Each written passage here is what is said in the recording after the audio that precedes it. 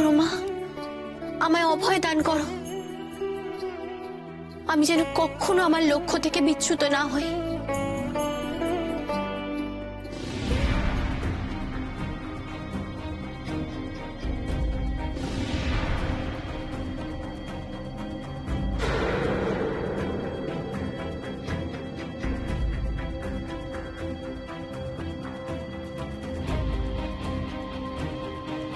মা, তোমার আশীর্বাদ ছাড়া আমার পারুল এক পাও চলতে পারবে না।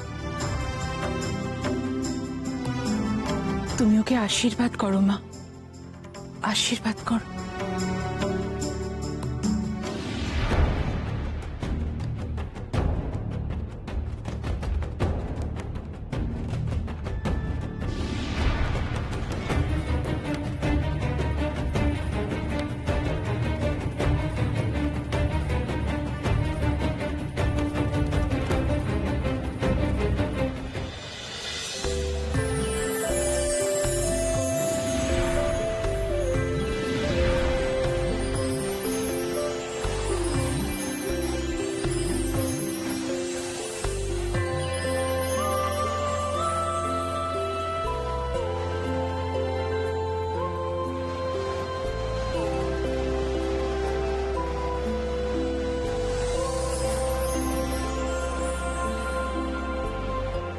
দেখ পারুল, মা তোর ডাক শুনেছেন, তোর ডাকে সাড়া দিয়েছেন মা।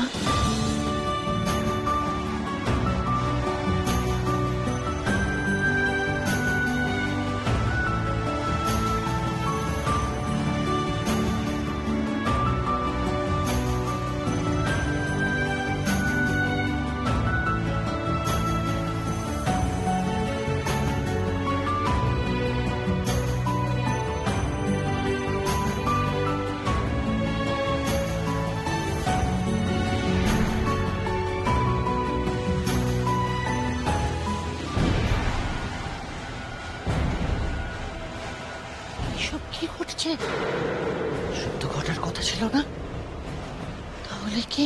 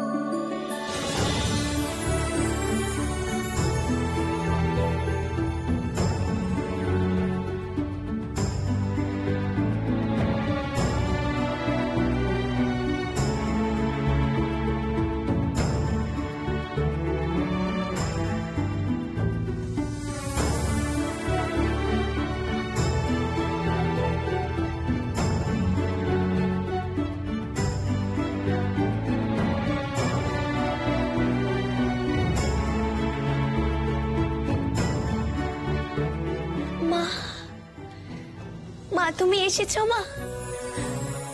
এসো মা, মা আমায় আশীর্বাদ করো।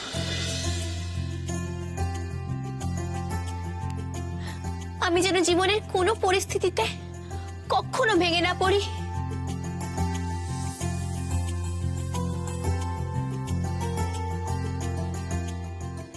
আমি যেন আমার সব কর্তব্য পালন করতে পারি, আমার মায়ের সব ইচ্ছা পূরণ করতে পারি। কখনো যেন ন্যায় আর সত্যের পথ থেকে লক্ষ্যভ্রষ্ট না হই আমি।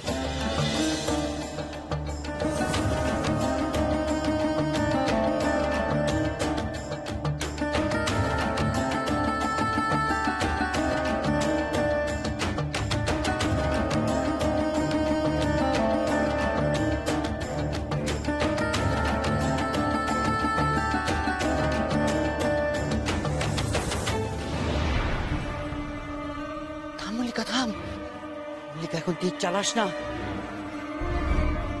তীর ধনুক সরিয়ে নে, এখন তীর চালিয়ে কোনো লাভ হবে না, স্বয়ং প্রকৃতি মা এসে হাজির হয়েছেন। তিনি থাকতে কোনো অস্ত্র কোনো তার সন্তানকে আঘাত করতে পারবে না।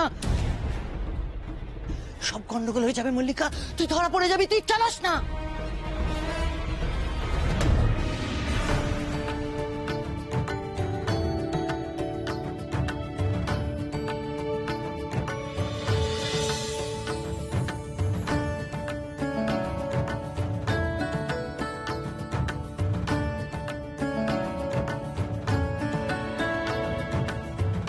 মা, তুমি এসেছো। আমার আর কোনো চিন্তা নেই।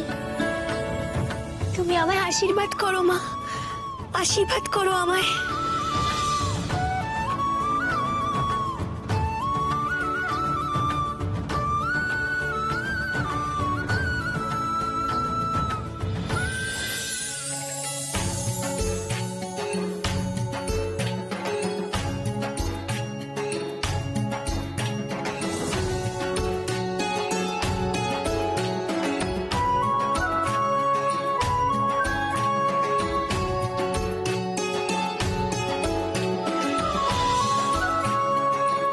নতুন জীবনে সুখী হ পারুল। তোর সব মনোবাঞ্ছা পূরণ হোক। এই সহজ সরল নিষ্পাপ মনটা সব সময় যেন তোর ভিতরে জেগে থাকে। তুই সবাইকে এভাবেই সেবা করে যা, সবাইকে ভালোবেসে যা। আমার আশীর্বাদ সব সময় তোর সাথে আছে, থাকবে।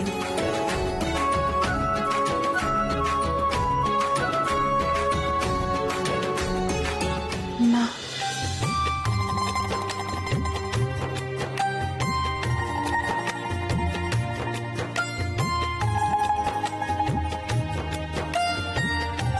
তোর এই মেয়েই তোকে একদিন সবকিছু ফিরিয়ে দেবে। যার এমন মেয়ে আছে তার আবার ভাবনা কিসের?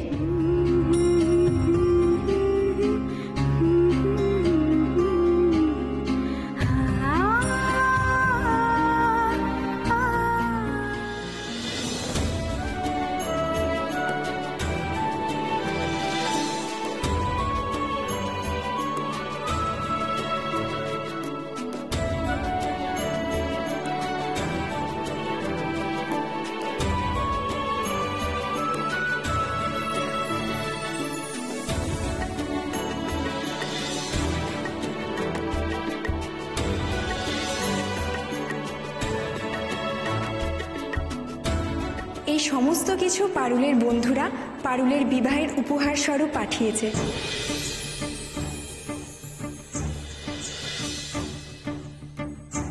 এগুলো সব তোর পারুল। আমার বন্ধুদের এই ভালোবাসার উপহার আমি সানন্দে গ্রহণ করলাম মা। আমার বন্ধুদের আমি জীবনেও ভুলবো না।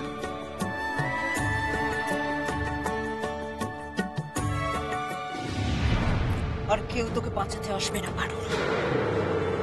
তোকে মারার জন্য আমার ছোড়া একটা তীরই যথেষ্ট। সাবধান মল্লিকা, এখন তীর ছড়িস না মল্লিকা, আমার কথা শোন। নিজের বিপদ বাড়াস না মল্লিকা। প্রকৃতি মা এসে হাজির হয়েছেন, আর প্রকৃতির সাথে সরাসরি যুদ্ধে যাওয়া মানে নিজের বিপদ বাড়ানো। কেন বুঝতে চাইছিস না? একটু ধৈর্য ধর, আমার কথা শোন। তুই পরে সুযোগ পাবি মল্লিকা।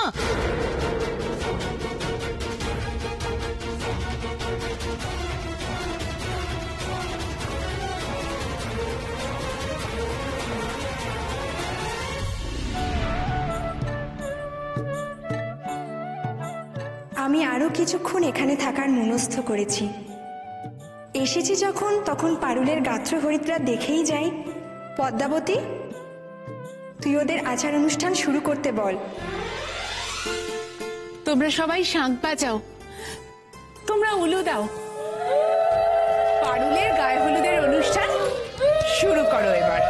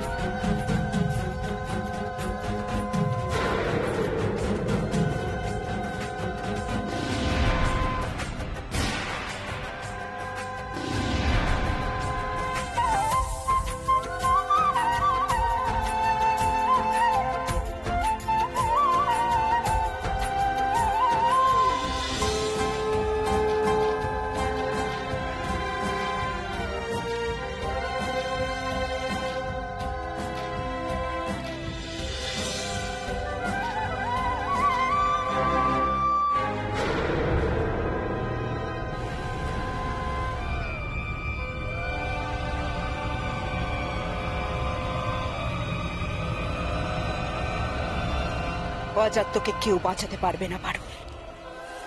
তোকে মারার জন্য আমার এই একটা তীরই যথেষ্ট। মল্লিকা, মল্লিকা তীর ছুড়িস না, বলে দিলাম অনর্থ হয়ে যাবে। আমার কথা শোন মল্লিকা, ধৈর্য ধর, অপেক্ষা কর মল্লিকা, আমার কথা শোন। প্রকৃতি মা এখনো আছে মল্লিকা।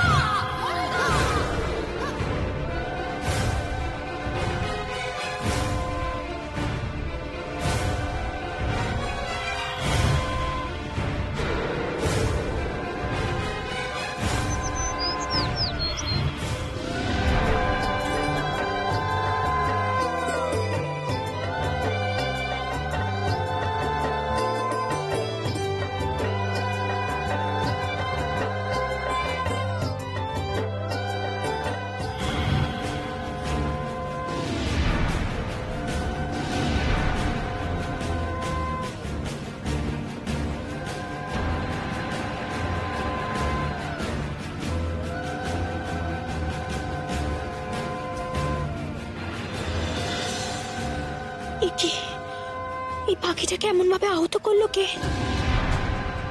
ইস, ডানাটা একেবারে ভেঙে গেছে মনে হচ্ছে।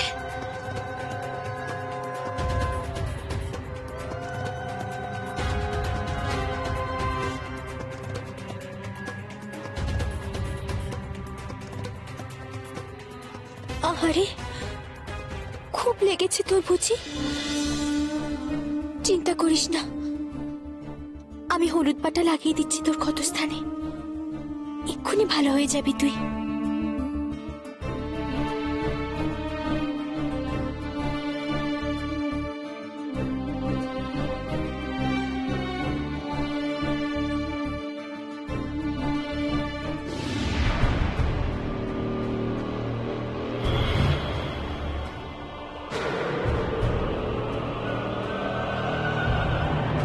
মাথা ঠান্ডা কর মল্লিকা, আমি যা করেছি তোর ভালোর জন্য করেছি। শান্ত হ মল্লিকা, শান্ত হ।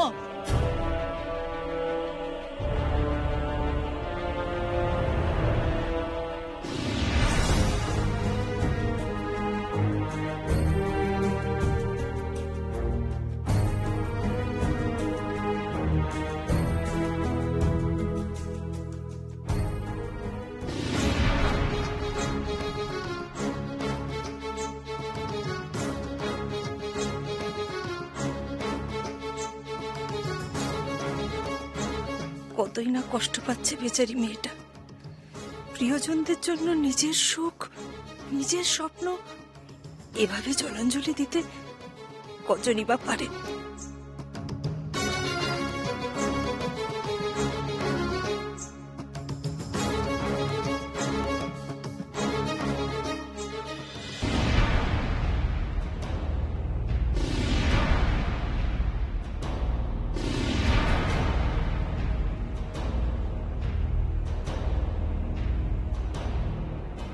করতে চাইছিস মল্লিকা তুই? তীর ফিরিয়ে আনলেন কেন? তোর ভালোর জন্য মল্লিকা। আমার ভালোর জন্য নাকি পারুলের ভালোর জন্য? তুই এসব কি বলছিস মল্লিকা? ঠিক বলছি, কারণ আপনি চান না পারুল মরুক। আপনি চান পারুল বেঁচে থাকুক। আর আমি রাক্ষস রাজকন্যা হওয়া সত্ত্বেও অর্ধেক রাক্ষসী হয়ে আপনার পায়ের নিচে পড়ে থাকি সারা জীবন।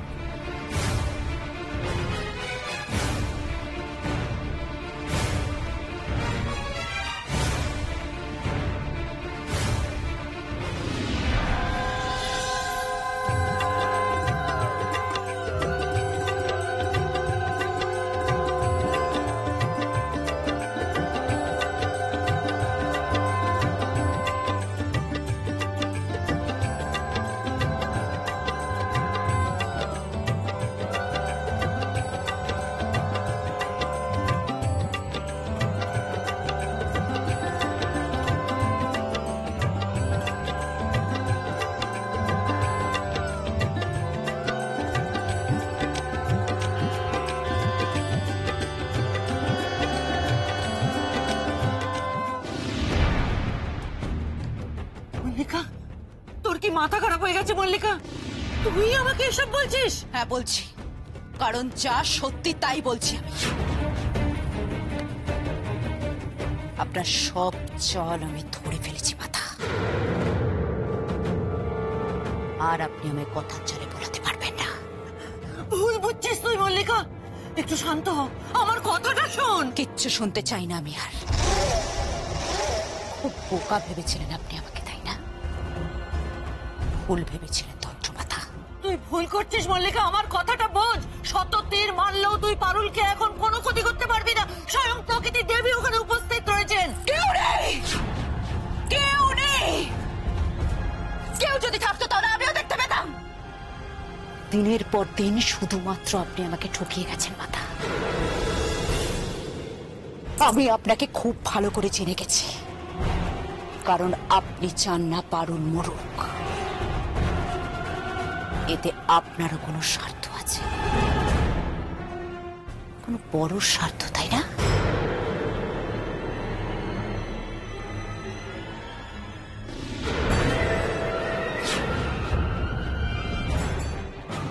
মিথ্যেবাদী, বিশ্বাসঘাতক মল্লিকা, এরকম করিস না মল্লিকা, মাথাটা ঠান্ডা কর মল্লিকা, মাথা ঠান্ডা কর, আমার কথাটা বোঝার চেষ্টা কর মল্লিকা। আমার সব বোঝা শেষ। আমাকে ঠকানোর উপযুক্ত শাস্তি এবার আপনি পাবেন তন্ত্রমাতা।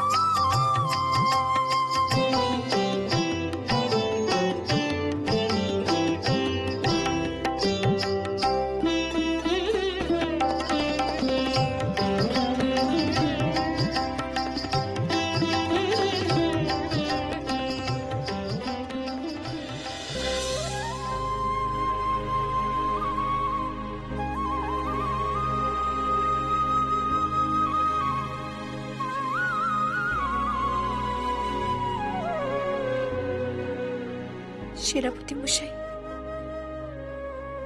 আমি জানি দূর থেকে আমাকে দেখে বুকটা ফেটে যাচ্ছে তোমার।